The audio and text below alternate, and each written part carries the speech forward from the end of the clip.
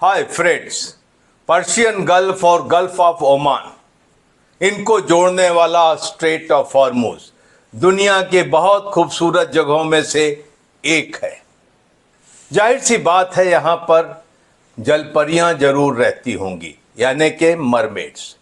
पता नहीं, जब मैं इस विवाद के बारे में सोचता हूँ या स्ट्रेट ऑफ हॉर्मुज के बारे में सोचता हूँ, मुझे ये ख्याल आता है कि एक खूबसूरत मरमेड दो दानवों के चंगुल में फंस गई है, ईरान और अमेरिका। अमेरिका और ईरान के बीच इस्लामाबाद की जब बातचीत फेल हो गई, तो उसके बाद दोनों देशों ने अपना ध्यान स्ट्रेट ऑफ हॉर्मुज पर नियंत्रित कर दिया। ईरान की आईआरजीसी पहले से स्ट्रेट ऑफ हॉर्मुज पर काबिज थी और वहां से आने जाने वाले जहाज़ों से टोल उसूल रही थी, और उसके अलावा उसने कई देशों को चिन्हित किया था कि सिर्फ उनके जहाज यहां से जा पाएंगे। अमेरिका अभी तक ये कहता आया है कि स्ट्रेट ऑफ हॉर्मुज से उसका कोई नाता नहीं है। जिसको यहां से तेल लेना है वो आकर ले ले। इसके पीछे कारण ये था कि नेटो के देश और बाकी देश, उन्होंने अमेरिका को स्ट्रेट ऑफ हॉर्मुज खुलवाने में या मौजूदा ईरान अमेरिका इजराइल वॉर में मदद नहीं की थी। तो डोनाल्ड ट्रंप ने कहा कि हॉर्मुज से अगर तेल लेना है जाकर ले लो, हम हॉर्मुज नहीं खोलेंगे। लेकिन यकायक शांति वार्ता फेल होने के बाद अमेरिका ने घोषणा की कि अमेरिकन नेवी हॉर्मुज में नेवल ब्लॉकेट करेगी और हर उस जहाज को रोकेगी जो कि आईआरजीसी या ईरान को टोल टैक्स देगा, या ईरान की मदद से जो जहाज बाहर आएगा उसे हम नहीं निकलने देंगे। उसके बदले में आईआरजीसी ने क्या कहा? आईआरजीसी ने कहा कि अगर अमेरिकन नेवी यहां नेवल ब्लॉकेट करेगी तो एक बार संघर्ष छिड़ने की संभावना है।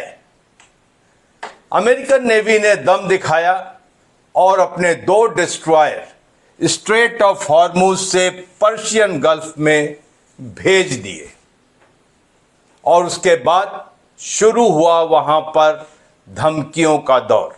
रेडियो के ऊपर आईआरजीसी और यूएस नेवी के बीच धमकियां एक दूसरे से एक्सचेंज की गई। आईआरजीसी ने जब शांति वार्ता चल रही थी, उस वक्त जहाज़ों को एक नया रूट दिया और कहा कि पुराने रूट से अगर आप जाओगे तो वहाँ पर माइंस बिछी हुई है और हमें पता नहीं है वो माइंस कहाँ है। तो सेंटकॉम और यूएस नेवी ने कहा कि हम अंडरग्राउंड अंडर वाटर सी ड्रोन्स की मदद से माइंस ढूंढ रहे हैं और उनको हम नाकाम कर देंगे। बहरहाल अभी हालात ये हैं कि अमेरिकन नेवी ने कहा है कि वो कोई भी जहाज अगर ईरान के पोर्ट से या ईरान के ऑयल टर्मिनल से कोई भी सामान लेकर बाहर आता है तो उसे हम रोकेंगे, और अगर कोई भी जहाज ईरान को टोल टैक्स देकर बाहर आता है तो हम उसे भी नहीं जाने देंगे। आप सभी जानते हैं कि पर्शियन गल्फ में सबसे बड़ी कोस्ट लाइन ईरान की है और प्रकृति ने उसे बहुत खूबसूरत पोर्ट्स भी दिए हैं, और इसके अलावा वहाँ पर ईरान ने वहाँ के उपस्थित आइलैंड्स पर अपने ऑयल टर्मिनल भी बना रखे हैं।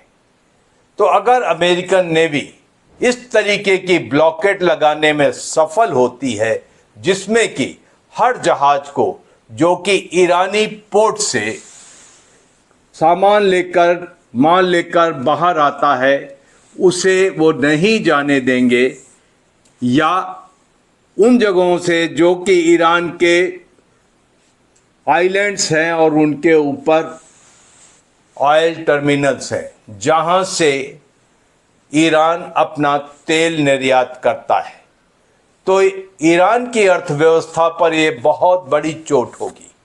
लेकिन आईआरजीसी इसको मानने के लिए तैयार नहीं है, जिसने स्ट्रेट ऑफ हॉर्मूज पे अमेरिकन नेवी से बड़ा कंट्रोल स्थापित कर रखा है।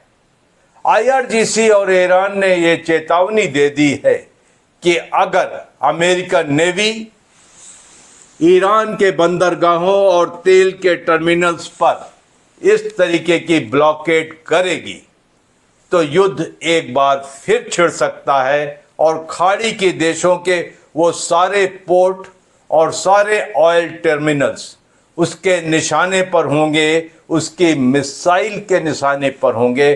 और इसमें हैरत नहीं होगी कि अगर ये युद्ध पर्शियन गल्फ और स्ट्रेट ऑफ हॉर्मूज से बाहर निकल करके रेड सी में पहुंच जाता है और बाबले मंदब और सऊदी अरब के वो सारे बंदरगाह या पोर्ट्स जहां पर से सऊदी अरब अभी ईस्ट वेस्ट पाइपलाइन से तेल का निर्यात कर रहा है, उसकी चपेट में आएंगे।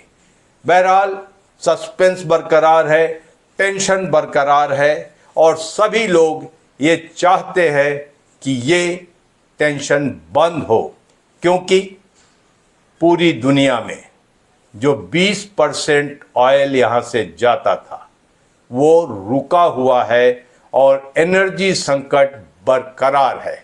लेकिन अमेरिका और ईरान हैं कि मानने को तैयार नहीं है।